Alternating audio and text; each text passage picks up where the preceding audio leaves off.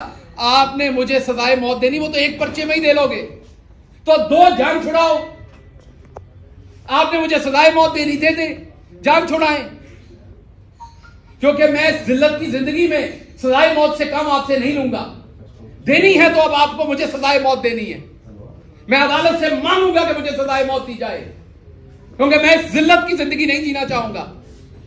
जो आप मेरे माथे पे लिख रहे हैं, इस्माइल गेल का पोता गद्दार नहीं है इस मुल्क का।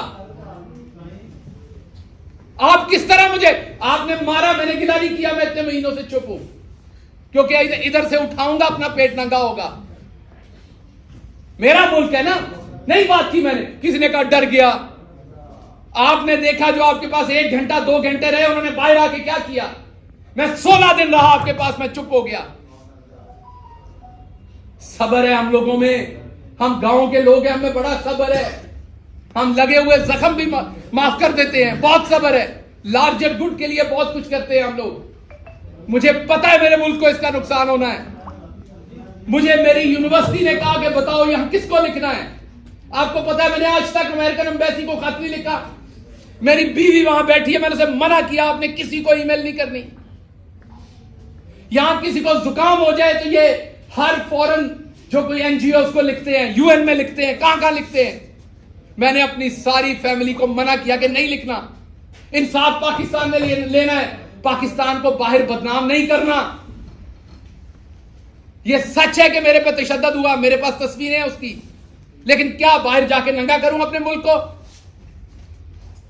तो मैंने अपनी पूरी फैमिली को मना किया कि आपने किसी बैरूनी इदारे को नहीं लिखना, इस मुल्क की तौकीर को नहीं छेड़ना आपने।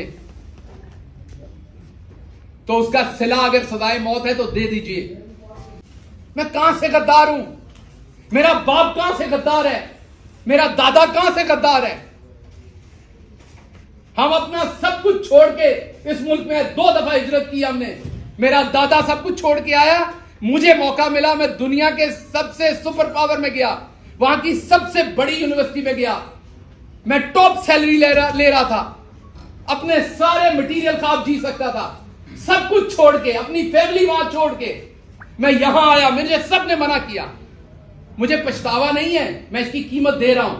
लेकिन आपको बता रहा हूं, ओवरसीज पाकिस्तानियों को बता रहा हूं, आपको यह बुखार नहीं होना चाहिए। मैंने आज रांझा साहब को बताया, इनको भी बड़ी चुल है यहां सियासत करने की।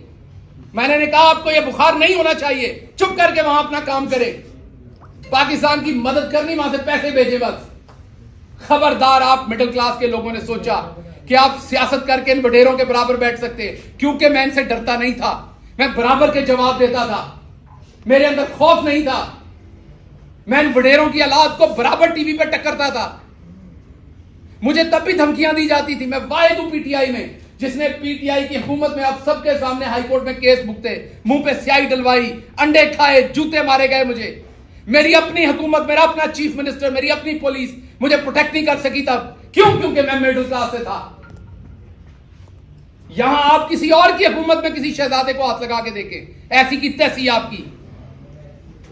गरीब को तो ऐसे उठाते हैं, गरीब को तो ऐसे उठाते हैं, मिडिल क्लास के बंदे को तो ऐसे उठाते हैं जैसे उसका कोई हक ही नहीं है। एफआईआर देते हैं, मैं देखता हूं उसमें जो दफात लगी हुई हैं, इतनी तो जमातें नहीं मैंने पढ़ी सारी जिंदगी में जितनी आपने दफात लगा दी मेरे ऊपर, और मेरे बयानों को अपनी मर्जी से तोड़ मरोड़ कर पेश किया।